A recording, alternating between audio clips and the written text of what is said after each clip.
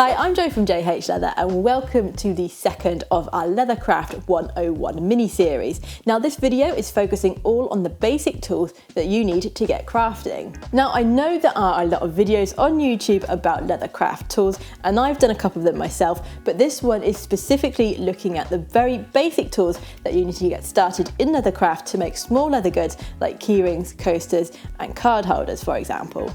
Now with the tools that we're going to talk about in this video, there are options for you to upgrade should you wish, either later down the line, or if you know you're going to like leathercraft, you can go in at the higher price point. There are also some optional extras that I will go over towards the end of the video that you might not necessarily need, but will help to elevate your leathercraft should you get into it a bit more. Now you may be tempted to go out and buy a complete toolkit on sites like Amazon, and while that is fine, I do tend to see that they contain a lot of tools that you don't really need and miss out on some of the essential tools that you do need. For me, I would be choosing to get my tools from a dedicated leathercraft tool supplier because I can choose which tools I actually want to purchase. And there will be a document in the description containing all the tools that I talk about in this video, as well as links to leathercraft tool suppliers around the world that will be helpful for you to have a look at. So let's have a look at the essential leathercraft tools that you will need to get started. So one of the first things that you want to have a look at getting is a cutting mat, and that's going to protect your work surface from your knives and your other tools. Now the one I have here is an A1 size one that I just got on eBay, and they come in a variety of sizes, so you can pick one that suits the size of the work area that you need. So to mark out your leatherwork, you're going to want something called a scratch awl. Now this works like a pen and it is used to mark out and around your patterns as well as add in your maker's marks. And you can get them in different sizes and styles, and they tend to be pretty inexpensive. To go with your scratch awl, I like to use something called a set square, and this is going to make sure that your lines are nice and straight. So the one I have here is an engineer's set square, so it's nice and shallow, making it ideal for use with leather. And the specific one is actually 3 inches long, and I got this on eBay. Another tool that you're going to need is a ruler. Now I specifically like the metal ones because they are more durable, and I have an array of different sizes from a standard 12-inch or 30cm ruler up to a 1 meter or 40-inch ruler. Now I also have this safety ruler which comes in handy when we use one of our knives, which I'll talk about a little later on in this video. If you have watched any of my videos, you'll see that the knife that I use the most is my single head knife. Now whilst this is a dedicated leathercraft knife, you don't necessarily need one of these to get started, and you can use something like a craft knife or a scalpel as they're going to be super sharp and easy to use. Another knife that I use a lot is a rotary knife. Now this is where the safety ruler comes in that I talked about earlier, as I use it in conjunction with that when cutting out straight lines. And you can easily get replacement blades for these, and they come in a variety of sizes and they are very inexpensive. So to reduce the sharpness of the edges of your leather, you can use something called an edge beveller. Now the edge tool that I have here is marked as being a number 1 edge tool, and that does actually correspond with being 1mm wide. However, that's not the case for all brands, so you will need to check on your stockist's website to make sure you pick the correct one. So to mark out your stitch line, you're going to need a set of dividers. Now these come in many different designs and sizes, and they are relatively cheap to pick up if you just want a basic set. And most leathercraft tool suppliers are going to have one. Another tool that you're going to need is a mallet. Now these come in many shapes and sizes, as you can imagine, but to get started you can use a basic one from a DIY store. And then if you wish, you can upgrade to a leathercraft specific mallet later on. Now when it comes to stitch markers, there are 2 different options you can get.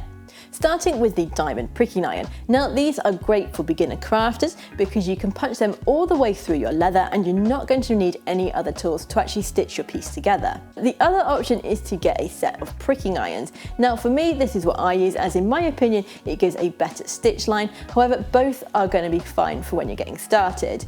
One thing to note though is that the pricking irons are generally used in conjunction with a stitching awl. In terms of the sizes, for the diamond irons, I would say I would lean towards a 4mm iron, or you can go down to 3mm, but that stitch is quite small for when you are getting started. And for the pricking irons, either a 7 or an 8 stitches per inch iron is going to be ideal. Now I will be going over these stitch markers in more detail in their own dedicated videos later on in this mini series. You are also going to need a pair of snips or some scissors. Now these are mostly used to cut your threads, but you can also use a hefty pair of scissors for cutting out thinner pieces of leather. Now, when it comes to stitching, you're going to need to get yourself some needles. Now, my preference is to get the blunted needles, and specifically the John James blunted harness needles. Now, there are other brands out there, but they are the ones that I use in general. Now, the reason I choose them is because they do have that blunted end, which means if you do accidentally stitch through your thread, you are less likely to damage it. And I use a mixture of the small 004s and the larger 002s in my leatherwork, depending on what stitch size I am using and what thread size I am using. Now, there will be a thread video in this Leathercraft 101 series in which I will go over the different thread sizes and the different needles that I use for which threads and why. You are also going to need to get yourself some thread. Now, there are a lot of different thread options around, and I will be doing a dedicated video all about threads and sizes and different types. However, when you're getting started, the one I suggest that you get is going to be a wax polyester thread, and this is also going to be a cabled option.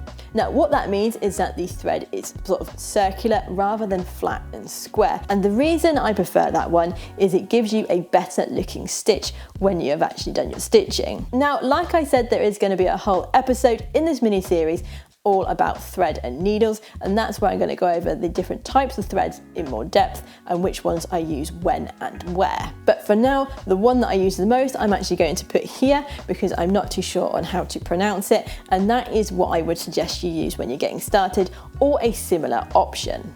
Now, when using veg tan leather, I like to use a water-based edge stain, and you can get that from most Leathercraft suppliers, and it comes in a range of different colours but also different sizes depending on how much you are going to be making. For the edges, I also like to use a product called Tulcanol, and I'll put that on at the end to get a really nice burnished edge on my leatherwork. To apply these to my leather, I use what is called a wool dauber, but you can also use little cotton buds, and the ones that I have here are bamboo buds, so they are environmentally friendly and they're not made of plastic, and they work great for applying the stain to the edges of your leather. So when it comes to actually burnishing the edges of your leather, there are a few different options that you can go for.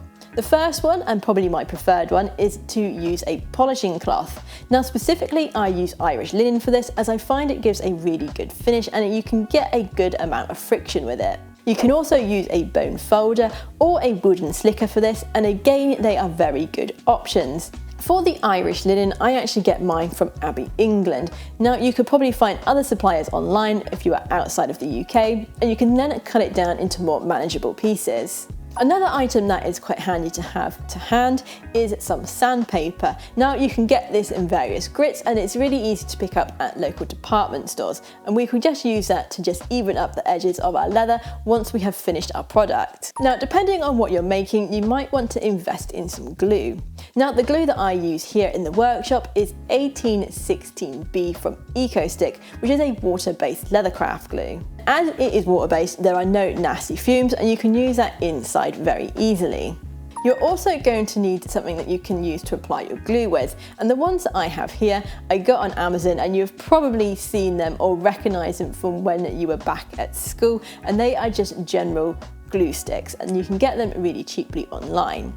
Now, another option is to use a small paintbrush, and as the glue that we're using is water-based, once you have finished applying your glue, you can just wash that in water and soap, and that will get rid of any of the residue that is built up in the brushes. So that is the essential tools that I suggest you get when getting started in Leathercraft. Now, there are a few optional extras that we're just going to quickly go over now, starting with the clams. Now, the stitching clams come in a variety of shapes and sizes, from a relatively inexpensive stitching pony right up until a saddler's clam, and various desk-mounted options in between. Now, these are all available at different price points, and depending on the setup that you have at home and your budget will depend on the one that you need. An alternative option to a stitching clam for when you're getting started is actually to use a hardback book with a G-clamp. Now, this is going to hold your leather pretty still whilst you are stitching, and it is good whilst you are getting started and maybe don't want to necessarily invest in a sort of more expensive stitching clam. Another optional extra is to get yourself a creaser. Now, all this does is put a fancy line on your leatherwork, and it serves no practical purpose other than to make your work look more aesthetically pleasing. Now, there are a variety of different creases that you can get, from fixed creases all the way up to really fancy electric ones. Now, the one that I like to use is actually a screw crease, as this is adjustable and it means I don't need to buy different sizes for each different line that I would like to do. And that concludes my list of leathercraft tools for beginners. Now, like I said, there are other tools out there and there are different options available to you, but for when you are getting started, these are the essentials that I believe that you need. So that is it for this video. I hope you enjoyed watching and you learned something new. And if you did, please click that thumbs up button. And if you haven't already, please consider subscribing for more videos and tutorials. And I shall see you in the next video. You'll be pleased to know there is less dog hair in today's video. Eh? You saying hello? Upgraded options that you can choose to purchase.